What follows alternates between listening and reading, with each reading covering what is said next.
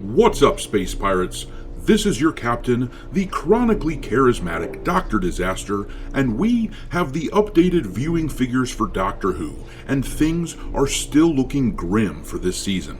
The apologists for Doctor Who are trying to spin these 7-day viewership numbers for the episode Rogue, because of course they are, but there is no fooling anyone. The Doctor's big gay kiss didn't bring in that modern audience.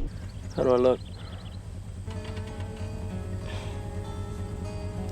You look good, real sharp. You liar!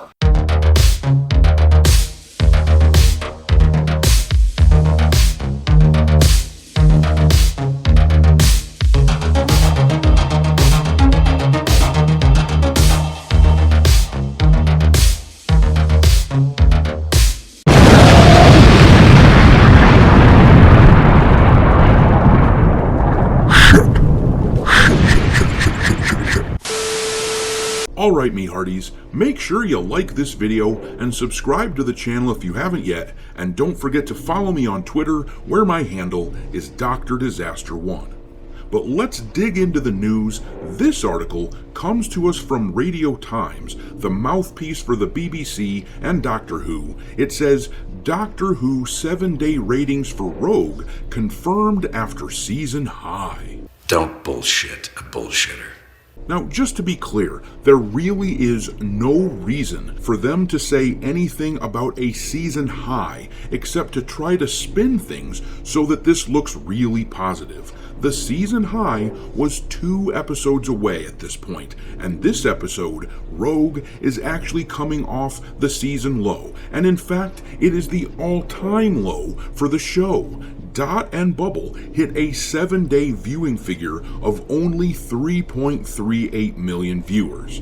But anyway, let's read what the Radio Times has to say. It says, as everyone waits, not so patiently, in anticipation for the season finale of Doctor Who, the viewing figures are in for Regency-era episode Rogue. The 6th episode saw the likes of Jonathan Groff, Indira Varma, and Paul Foreman star in the episode, and many fans have not stopped talking about the kiss shared between the Doctor and Rogue towards the end of the episode.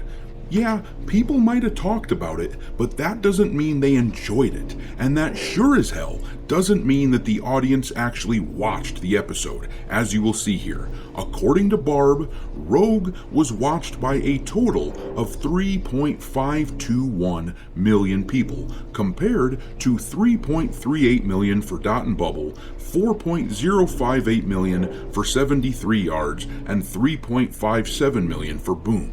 What a loser. Get a friend, loser.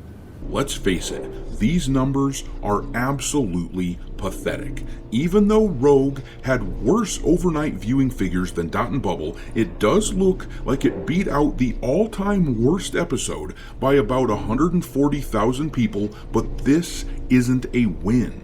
Rogue now ranks as the 3rd worst rated episode by viewing figures in the history of the show.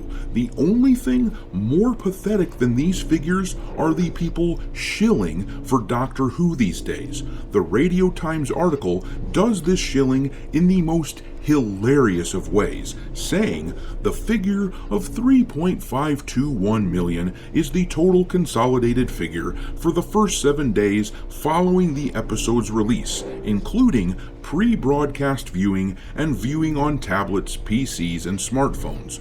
Once again, Doctor Who found itself in the top 50 most watched programs of the week, commencing the 3rd of June through the 9th. I'm proud of you, you know that. I hope you do. Alright, let's be clear. Being among the top 50 most watched programs in the UK is nothing to brag about for a show with the budget and the legacy of Doctor Who. The episode has not cratered to the very bottom of the chart here, but it is the 3rd worst in the history of the 60-year show. Not sure that's worth celebrating if you're a Doctor Who apologist. It turns out that people really don't want to watch this newest iteration of Doctor Who, or as I like to refer to him, Doctor. What the hell is even that? But I'm going to leave it there. What do you think about all this? Will the last 2 episodes of the season break Dot and Bubble's record for lowest viewership, or will the show recover a little bit? Drop your thoughts down below, and we will talk there. Thanks for watching, me hearties. If you haven't already, your captain is inviting you to subscribe to the channel and become a part of the crew. Life as a space pirate may not be glamorous, but there's always plenty of booze.